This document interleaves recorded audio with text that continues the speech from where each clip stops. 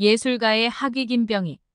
우리가 다빈치며 베토벤 같은 위대한 예술가를 존경하며 그 사회적 위상도 그만큼 높았으려니 하지만 예술사회사는 예술가들의 창조적 자유가 존중된 것이 채 두세기도 안 된 근대 시민사회 이후로 접어보고 있다.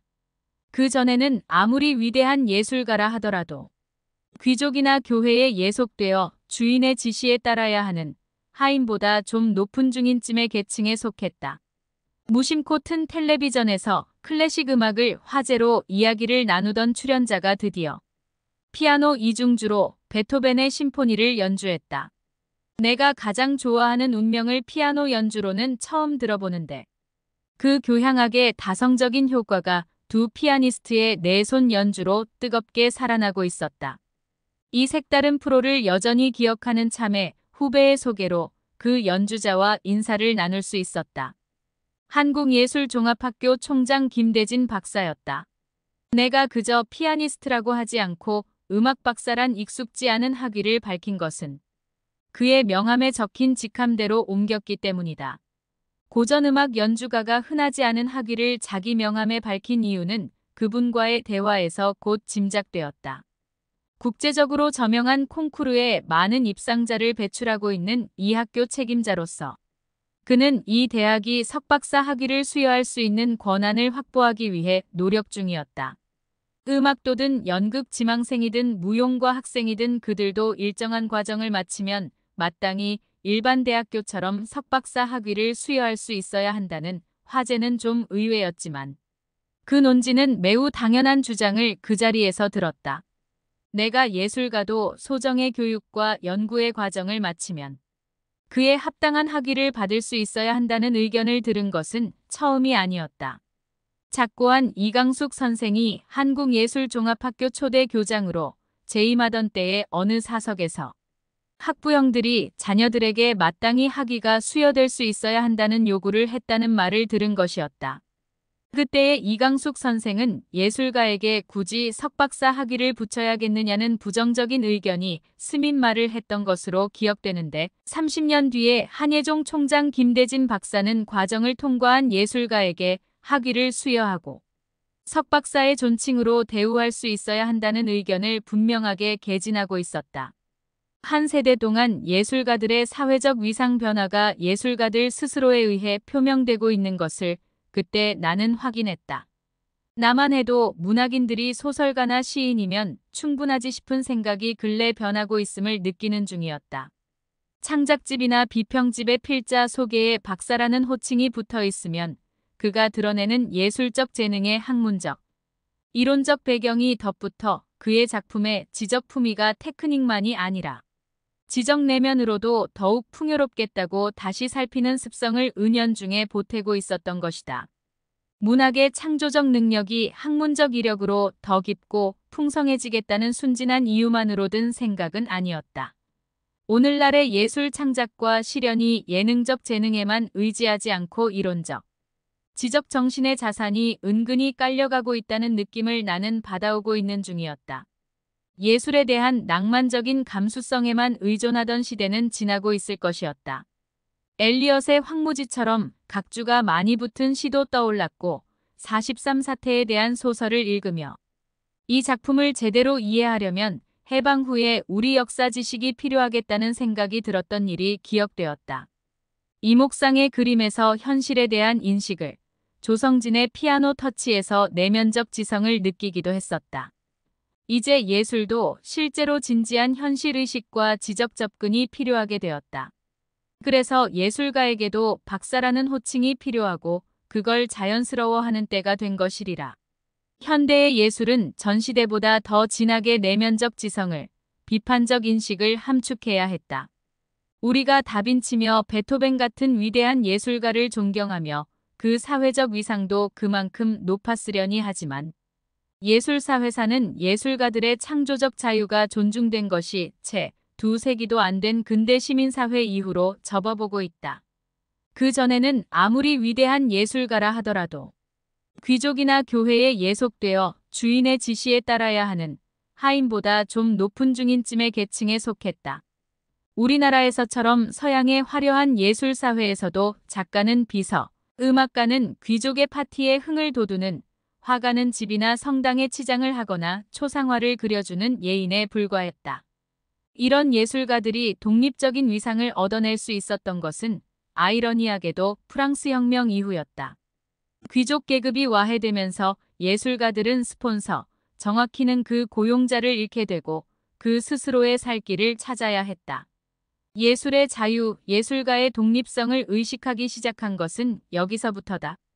그들은 자신들의 재능을 사줄 새 물줄을 찾아야 했고, 그 물주는 불행히도 자신들보다 교양과 문화의 수준이 낮은, 그러나 돈을 가진 부르주아였다. 이 어긋남에서 예술의 자유와 독립이 추구되고 창조적인 개성과 재능이 평가된 것이다. 한국예술종합학교가 개교할 때만 해도 예술가들은 천부적 재능으로 실기훈련을 통해 미적 표현을 얻을 수 있으면 된다는 고전적 관념이 지배하던 시절이었지만, 한 세대가 지난 이제 우리 사회도 예술의 이론학교과화로 객관적 인증을 받아야 하게끔 변모한 듯하다. 장인예술도 필요하지만 이론적 무장도 필요해진 것이다. 한예종이 이 변화에 맞닥뜨린 듯하다. 이강숙 초대 총장 시대의 고전적 예술가 인정이 이제 21세기적 신세대다운 현실적 활용으로 바뀌고 있었다. 이들은 연주자도 박사, 실연자도 석사여야 더 평가받는 시대의 예술가들이 된 것이다. 예술학교는 실기만이 아니라 이론도 가르치고 학생은 저명한 연주가에게 사사도 하며 연구와 공부로 자기 예술관을 다져야 했다. 예술학교들도 일반 대학과 다름없는 소정의 과정을 거쳐 석박사 학위를 수여할 수 있어야 하게 된 것이다. 마침 미국에서 온 친구에게 물어보았는데 대답은 분명했다. 친척 아들이 줄리아드 출신인데 음악학 박사라고 했다. 예술학교이지만 과정은 실기와 이론 두 개 트랙으로 함께 교육이 진행되어 그 학위를 받았다는 것이다. 그러고 보니 당연한 이야기였다. 아름다움을 창조하는 실기 훈련도 있어야 하고 그 아름다움이 어떻게, 왜 아름다운지, 그 역사는 어떻게 변해왔는지 학문적 탐구도 해야 할 것이다. 미학이 오래전부터 독립학과로 성립된 것이 그 때문이겠지만 우리가 예술과 현실의 관계 연구를 설정한 예술사 회사로서 이론적 관심을 키운 것도 두 세대 이전부터였다. 내 생각은 여기서 현대 예술가들이 처한 현실적 위상으로 번져갔지만 한예종 총장의 고민은 그 위상 정립을 위한 실제 문제였다. 돈이 되지 않아 쓸모없게 되거나 자본주의화한 예술계 현실에 대해 우리 사회도 진지하게 고민하며 생계의 무력한 예술의 가치를 실제화하기 위해 정부와 교육기관이 어떻게 책임질 것인지 구체적으로 고려해야 할 때가 된 것이다. 숨막히는 이 세상에서 더 이상 숨 쉴 수 있는 힘을 아껴버린 젊고 맑은 영혼들의 삶과 서러운 애도를 올립니다. 예술이 전쟁을 바꿀 수 있을까? 문정희 시인. 시를 쓰는 일이 한없이 무력하고 외로운 일이라는 생각을 할 때가 한두 번이 아니지만 그래도 시를 쓰리라는 생각이 더욱 강렬해지는 봄이다. 나 죽거든 부디 그리운 우크라이나 넓은 벌판에 나를 묻어주오. 지금 우크라이나 젊은이들은 160여 년 전에 죽은 민족 시인 셰프첸코의 유언을 읊으며 온몸으로 일어나 전쟁을 막아서고 있다. 이 봄날 전염병에 쫓기는 것도 기막힌데 지구 위에 전쟁이 일어났다. 러시아 군대의 무력 침공을 받은 우크라이나 사람들이 목숨을 걸고 국경을 넘어 피난을 떠나고 있다. 다른 나라로 떠나는 기차에 매달려 우는 할머니와 어린아이의 모습을 뉴스를 통해 보고 있다. 정말 잔인한 봄이다. 생명이 죽어가고 무참하게 짓밟히는 것을 구경하다니 어느 신이 이것을 용납할 수 있으랴. 사방의 꽃은 덧없이 피어나는데 차라리 눈을 감고 싶은 봄이다. 일찍이 시인 영랑이 노래한 찬란한 슬픔의 봄은 어떤 봄일까? 진정한 봄은 언제 올 것인가? 예술이 전쟁을 바꿀 수 있을까? 시는 써서 뭐하나? 우크라이나 오데사 국립대학으로부터 신앙송 초청을 받은 것은 지지난해였다. 유명한 베를린 국제문학축제에 이어 바로 우크라이나 오데사로 가는 일정이 추가되었다. 오데사 대학의 요청에 따라 한국어로 된 나의 시집 몇 권과 영어와 독일어, 러시아어 등으로 번역된 시집을 서둘러 그곳으로 보냈다. 그렇게 시작된 우크라이나 문학 코디네이터와의 교류는 긴밀하고 즐겁기만 했다. 수도인 키이우도 그렇지만 예술의 도시 오데사는 시인을 진실로 사랑하는 도시인 것 같았다. 푸시킨이 살았던 아름다운 거리에 세워진 그의 동상을 사진으로 보며 나는 우크라이나 학생들과 시민들에게 어떻게 하면 한국 시를 제대로 들려줄 수 있을까를 생각했다. 또한 한국인의 삶과 역사에 대해서도 특강이나 번역 워크숍을 통해 잘 설명할 수 있으리라 생각했다. 우크라이나 민족 시인 타라스 셰프첸코 1814만 1861의 이름을 딴 셰프첸코 국립대학에도 한국어과와 한국어문학센터가 있다고 했다. 1991년 소련 붕괴 뒤 새로 독립되었지만 오랜 전통과 언어를 지닌 우크라이나 문학은 파고들수록 슬프고 장엄했다. 게다가 그 유명한 포템킨 오데사 계단을 비롯하여 아직도 비극의 그림자가 가시지 않은 체르노빌 원전을 둘러보면 나의 시적 안목과 촉수가 더없이 깊고 날카로워질 것 같았다. 우크라이나 출신 여성 작가로 2015년 노벨 문학상을 받은 스베틀라나 알렉시예비치의 소설 전쟁은 여자의 얼굴을 하지 않았다를 읽었다.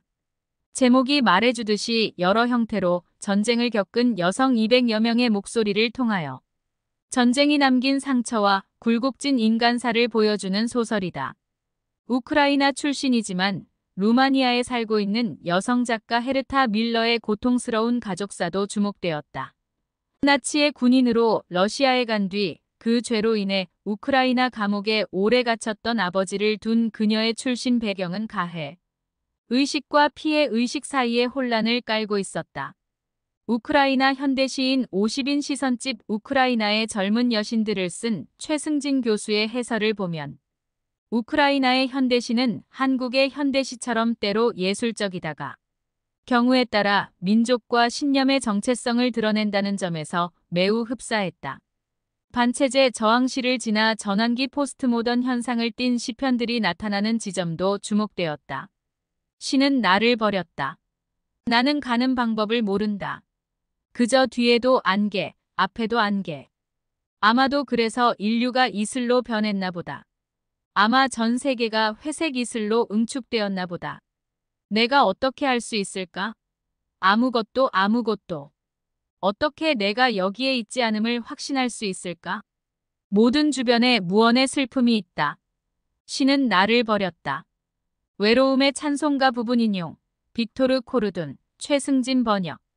우크라이나 역사와 문화를 이해하면 할수록 더욱더 오데사 대학의 초대는 가슴을 설레게 했다. 식민지와 전쟁을 겪은 한국인의 정서에 바로 와닿는 남다른 울림이 있는 것 같았다. 그렇게 10개월을 준비한 우크라이나 축제는 결국 무산되고 말았다. 코로나가 더욱 번성했기 때문이다. 나는 한국의 나무와 꽃이 흔들리는 풍경과 책장 앞에 앉아 원고를 쓰는 모습을 뒷배경으로 신앙송 필름을 준비했다. 그것을 오데사에 보냈고 오데사 학생들과 시민들은 그 필름을 보며 한국 시를 즐기는 모습을 보내왔다. 표현할 수 없는 또 다른 공감이 오고 갔다. 그러는 동안 나의 귀에는 시종 우크라이나의 민요와 예술성 높은 연주들이 흘렀다. 러시아 군대에 쫓겨가는 유태인 가족의 슬픈 유랑. 행렬을 그린 뮤지컬 지붕 위에 바이올린의 멜로디가 맴돌았다. 며칠 전 한밤중에 이메일 하나가 나의 잠을 설치게 했다. NOWAR로 독일 베를린의 국제문학조직위원회로부터 온 것이었다. 숨 쉴 사이도 없이 자리를 털고 일어나 서명을 했고 곧바로 베를린으로 보냈다. 세계의 작가들이 일제히 내지른 비명 같은 이 서명은 세계의 중요한 곳곳으로 퍼져나갈 것이다. 솔제니치는 침묵으로 일관한 진실은 거짓이라고 했다.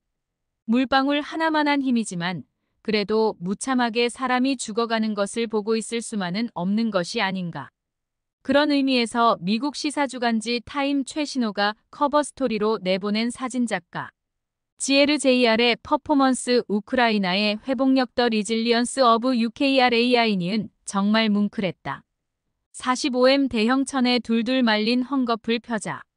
우크라이나 5살 소녀 발레리아가 사진 속에서 실물처럼 생생하고 사랑스러운 미소로 피어나는 퍼포먼스다. 예술이 전쟁을 바꿀 수 있을까? 프랑스 사진작가 지에르는 누벨바그의 거장인 여성 감독 아네스 바르다와 함께한 다큐 바르다가 사랑한 얼굴들로 관심 있는 사람들에겐 상당히 낯익은 예술가다. 파리에 사는 그는 국경을 넘어 키이우의 오페라 하우스 앞 광장에 도착하여 시민 100여 명의 도움을 받아 게릴라 퍼포먼스를 벌인 것이다. 우리가 꿈꾸는 미래가 눈부시게 펼쳐진 듯 발레리아의 환한 미소가 전쟁터에서 펼쳐진 것이다. 시를 쓰는 일이 한없이 무력하고 외로운 일이라는 생각을 할 때가 한두 번이 아니지만 그래도 시를 쓰리라는 생각이 더욱 강렬해지는 봄이다. 나 죽거든 부디 그리운 우크라이나 넓은 벌판에 나를 묻어주오. 지금 우크라이나 젊은이들은 160여 년 전에 죽은 민족 시인 셰프첸코의 유언을 읊으며 온몸으로 일어나 전쟁을 막아서고 있다. 어느 힘이 이와 같으랴. 지구 위에 진정한 봄이 오면 나는 오데사에 가리라. 거기 시를 사랑하고 평화를 지킨 사람들을 만나 뜨거이 껴안고 신앙송 축제를 벌이리라. 지금 이 순간에도 땅 밑 깊은 곳에서는 물이 흐르고 나뭇잎 위에서 이슬은 떨어져 푸른 바다로 흘러가고 있다. 박찬욱 가훈, 아니면 말고유 인경, 주간경향. 무명 시절엔 잘 나가는 감독들 씹으면서 참아냈어요. 이제 젊은이들에게 박찬욱 감독의 영화를 보는 것은 스타일리시한 문화활동으로 여겨진다.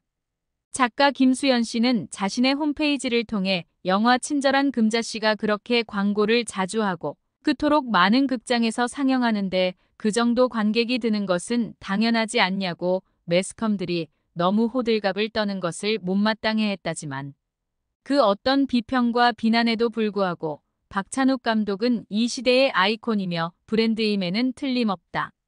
각박한 세상에서 한바탕 웃을 수 있는 코미디도 아니고 가슴이 촉촉해지는 로맨스 영화도 아니고 연인끼리 보러 갔다가 어머 무서워라고 비명을 지르며 자연스럽게 껴안을 수 있는 공포영화도 아닌 작품.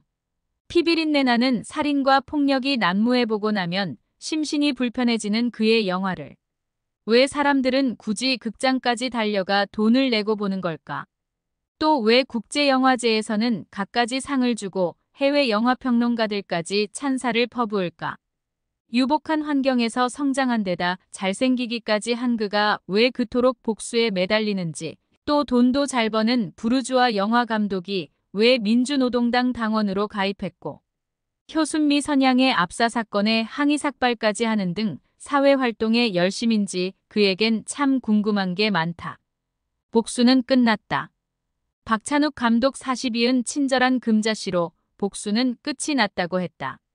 1992년 가수 이승철 주연의 다른 해가 꾸는 꿈으로 데뷔, 3인조 심판 3몬스터 공동경비구역 JSA 등을 감독했지만 6편의 장편 영화 중 복수는 나의 것이 천이, 올드보이 2003 등 복수 3부작이 워낙 강한 인상을 남겨 복수 전문 감독으로 여겨진다.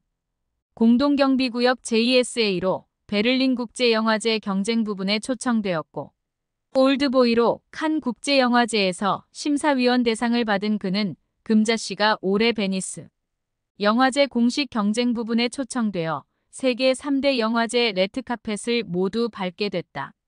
올드보이가 칸을 비롯 국내외 영화제에서 각종 상을 휩쓴 덕분에 그는 국민훈장도 받았다. 미국 유명 영화 전문 인터넷 사이트 에인트이쿨뉴스에선 영화사 속 거장 50명을 대상으로 최고의 감독을 뽑는 설문조사를 실시하며 박 감독을 50대 거장에 포함시켰고 뉴욕타임스는 그를 엘프리드 히치콕 감독과 견줄 만큼 뛰어난 감독이라고 격찬했다. 쿠엔틴 타란티노 감독은 노골적으로 그를 좋아한다고 밝혔고 밀라 요요비치 등 유명 스타들이 그의 영화에 출연하고 싶다고 러브콜을 보내고 미국 할리우드에서도 연출 제의가 쏟아진다. 아주공대 학장을 지낸 아버지, 변호사협회 회장을 지낸 큰아버지 등 유복한 집안에 태어나 서강대 철학과를 무사히 졸업했으니 집안 학력 콤플렉스도 없을 테고 외국계 은행에 다니던 유능한 아내의 귀여운 딸, 파주 헤이리의 근사한 집 등 신으로부터 하염없이 축복받은 그가 왜 그토록 복수에 매달릴까? 꼭 지독한 가난이나 배신 등 트라우마가 있어야 복수에 집착하는 것은 아니죠. 그렇지만 처음 영화계에 입문해서 공동경비구역 JSA로 주목받기 전까지는 고생도 많이 했고 분노도 많았어요. 결혼해 아이를 키우는 가장이니 밥벌이를 해야 해서 영화사에서 월급쟁이를 하며 영화 포스터도 만들고 자막 번역 등 자빌도 했죠. 최근엔 인터뷰 기회가 많은데 제 자신이 동전만 넣으면 노래가 나오는 주크박스처럼 질문에 척척 대답을 하는 게 지겹고 피곤하다가도 데뷔작을 만들었을 때 한 번도 인터뷰를 못 당했던 걸 기억하면 이것도 호강이다라고 생각하면서 인터뷰에 응합니다. 국내외 영화평론가들, 아주 지적이며 현학적인 전문가들은 그의 작품에서 그리스 비극과 셰익스피어를 읽는다. 그리스 비극처럼 신의 의지농간에 움직이는 나약한 인간들, 그러면서도 인간의 노력을 지켜보다 마음을 바꾸는 신들처럼 그의 영화는 항상 관객들의 예상을 배반하고 반전한다. 또 죽느냐 사느냐, 그것이 문제로다라고 고뇌하는 햄릿처럼 항상 선택과 도덕적인 딜레마에 고민하는 주인공들이 등장하는 셰익스피어의 작품과 그의 잔인하고 폭력적이지만 유머 감각이 묻어나는 복수극에 담긴 철학이 일맥상통한다는 것. 쉽게 말하면 그의 작품들은 우리가 숨기고 싶은 원죄의식을 건드려 우리를 불편하게 하면서도 자꾸만 궁금해져 보게 만든다. 인간은 누구나 죄짓고 살면서도 자신에게 죄지은 사람에 대해서는 복수, 들키지만 않는다면 총칼로 죽여 응징해버리고 싶은 욕구가 있다. 하지만 그런 생각을 품었다는 것만으로도 속죄하려 하고 그러면서도 남들에게는 존경받고 싶어한다. 그는 사회적 금기인 사적인 복수를 주제로 모순덩어리인 인간 심리를 비틀고 헤집어서 영화로 만든다. 그리고 복수가 정신건강에 도움이 된다고 주장한다. 올드보이에선 오대수 최민식에게 책임을 덮어씌워 우진유지태에 미치지 않고 생활했으며 금자이 영애에겐 복수가 살해당한 아이들의 부모에 대한 속죄의 수단으로 13년의 감옥 생활을 버티게 한 삶의 원동력이란 것. 하지만 결국 복수는 해결책도 행복의 방법도 아님을 알려준다. 그가 작품을 통해 어떤 메시지를 주려 했건, 그가 세상에 품은 원망이 무엇이건 박찬욱 감독은 복수 시리즈 덕분에 부와 명예를 얻었으며 세계적 감독으로 인정받아 그를 몰라봤던 이들에게 통쾌하게 복수를 했다. 어리석은 이들은 진짜 복수를 하다가 감옥에 가거나 죽기도 하는데 예술적인 복수는 결과도 아름답다. 진지함과 유머는 그의 힘. 박찬욱 감독은 자신의 예술 세계에만 함몰해 있지는 않다. 류승환 감독과 함께 미군 장갑차에 압사한 효순이 선의를 추도하며 주한미군의 항의에 삭발도 했고 민주노동당 당원임을 당당히 밝히고는 매달 당비를 꼬박꼬박 낸다. 한국국제협력단 KOICA의 명예 해외봉사단장으로 지난 7월 위촉되어 열악한 환경 속에서도 다른 나라를 돕기 위해 열심히 활동하는 젊은이들과 함께 해외봉사도 할 예정이다. 모교인 서강대를 비롯 성균관대 이화여대 등 대학의 특강에도 참석해 영화인을 꿈꾸거나 영화에 관심 많은 학생들에게 경험담도 전해주고 영화 이야기도 나눈다. 오랜 백수 생활 끝에 영화 감독이 되어 이번에 작품이 다 망했을 때도 영화를 잘 만들 수 있다는 자신감은 잃지 않았다며 자신의 일에 대해 오만함을 갖고 자신의 능력을 믿고 견디라고 후배들에게 강조한다. 그의 모든 작품은 우리 사회에 대한 예리한 시선과 우려에서 만들어졌다. 아무리 억울한 일을 당해도 그걸 해결해줘야 할 공권력이 전혀 책임을 다하지 않는 경우를 우리는 너무도 많이 봐왔다. 무책임하고 엉성한 공권력에 대한 기대를 버리는 대신 그의 주인공들은 스스로 나서서 응징하고 벌한다. 다른 한국 영화들과 달리 그의 영화는 권선징악을 표방하지 않는다. 예전엔 우리가 워낙 순진해서 권선징악으로 끝나는 영화를 보며 착한 사람이 언젠가는 잘 될 거란 믿음과 위안을 받았지만 이젠 착한 사람이 잘 살기 더 힘들다는 사실을 사람들이 알기 때문에. 그런 메시지는 오히려 영화의 현실감을 해친다는 것이다. 예술가의 시선에서 보면 가난뱅이는 부러워하는 것이 많아 삐뚤어지는 경향이 지배적인데 반해 부자는 아쉬울 게 없어 더욱 착해져요. 착한 성격마저 부자들이 독점하는 세상이 슬퍼요. 우리 사회의 계급 갈등은 심각하지만 쉽게 해결되기 어렵기 때문에 계속 직시해야 합니다. 만약 그가 이처럼 확고한 사회의식으로 무장되고 진지하기만 한 감독이라면 도무지 인터뷰하고 싶지 않았을 게다. 다행히도 그는 철학도답게 진지하지만 유머 감각이 뛰어나고 그의 작품, 특히 잔혹한 복수극에도 유머는 달콤하게 스며 있다. 분단이란 거대한 비극을 그리면서도 북한군 송강호를 통해 유머러스하고 따스한 기운을 잃지 않았던 공동경비구역 JSA, 친절한 금자씨에선 어느 지각 없는 감독은 이걸 영화할 것이다라며 감독 자신마저도 망가뜨리는 유머 감각을 자랑한다. 하긴 산소 같은 여자, 천사같이 해맑고 꿋꿋한 장금이 항상 신비한 이미지를 보여준 이영애에게 험하게 살아온 살인범. 금자 역을 맡긴 것은 얼마나 유머러스한 발상인가.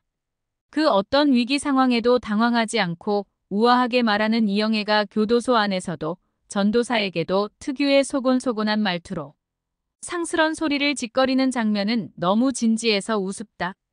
그 우스꽝스러움을 통해 인간 이영애가 갖고 있는 복잡한 내면이 처음으로 드러났다. 그 오랜 무명 시절을 어떻게 참아냈냐는 질문에 동료들과 술 마시면서 당시 흥행이 잘 되던 감독들의 작품을 내가 발가락으로 찍어도 그보단 잘 만든다는 등 마구 씹으면서 스트레스를 풀었다고 말했다. 가훈, 아니면 말고. 그러나 그의 영화나 말보다 그의 유머 감각을 잘 알 수 있는 것은 그의 글이다. 가훈에 관해 그가 쓴 글경향신문 2002년 10월 12일자를 보자. 종파리 딸의 애칭과 가훈을 적어오라는 숙제를 받아왔다. 국리 끝에 떠오른 한마디 미워도 다시 한번. 얼마나 좋은가. 식구끼리, 친구끼리, 연인끼리 박터지게 싸우고 나서도 돌아서서 조용히 이렇게 은졸일 수 있다면. 그런데 그 말은 영화 제목만이 아니라 거창고등학교 어느 교실의 급훈이란 걸 알았다. 다른 것도 아니고 가훈을 표절할 수는 없는 일. 몇 시간 후 마침내 나는 이런 문장을 백지에 적고 있는 자신의 모습을 발견하고 있었다. 아니면 말고. 나는 말했다. 뭐든지 멋대로 한번 저질러 보는 거야. 그랬는데 분위기 썰렁해지면 그때 이 말을 쿨하게 중얼거려주는 거지. 종파리는 정말 좋아했다. 본래 아이들이란 늘 멋대로 한번 저질러 보고 싶어 미치는 인종 아니던가. 하지만 역시 어른들은 달랐다. 이튿날 종파리는 선생님께서 세상에 뭐 이딴 가훈이 다 있냐며 새 걸 받아오든가. 아니면 뭔가 납득할 만한 설명을 들어오라셨다고 전했다. 나는 한번 정한 가훈을 물을 수는 없다면서 이렇게 납득할 만한 설명을 덧붙였다. 현대인들은 자기 의지로 무엇이든 이룰 수 있다고 생각하지만 이는 매우 오만한 태도다. 세상에는 의지만 갖고 이룰 수 없는 일이 많기 때문이다. 그때마다 닥쳐오는 좌절감을 어쩔 것인가. 최선을 다해 노력해보고 그래도 안 되면 툭툭 털어버릴 줄도 알아야 한다. 이 경쟁 만능의 시대에 참으로 필요한 건 포기의 철학, 체념의 사상 아닌가. 이 아빠도 복수는 나의 것으로 내 친구의 아빠 곽경택 감독과 만든 영화 친구를 능가하는 흥행신 기록을 세우고 싶었으나 끝내 20분의 1밖에 안 되는 성적으로 끝마쳐야 했을 때 바로 그렇게 뇌까렸던 것이다. 아니면 말고 마이너스. 작품성만이 아니라 흥행에 이토록 신경을 쓰는 양심적인 박찬욱 감독의 다음 작품은 정신병동을 배경으로 한 밝고 명랑한 정신병자 소녀와 청년의 사랑 이야기란다. 살인자에 이어 정신병자라. 하긴 우리 모두 마음속으론 살인미수범이고 이상한 이가 많으니 사회 전체가 정신병동 아닌가. 나이 들어서 제작자에게 손 벌리지 않고 만들고 싶은 영화를 만들기 위해 돈을 모은다는 박찬욱 감독. 나이 들어도 그 유머 감각과 미모가 변치 않기를 친절한 마음으로 기도했다.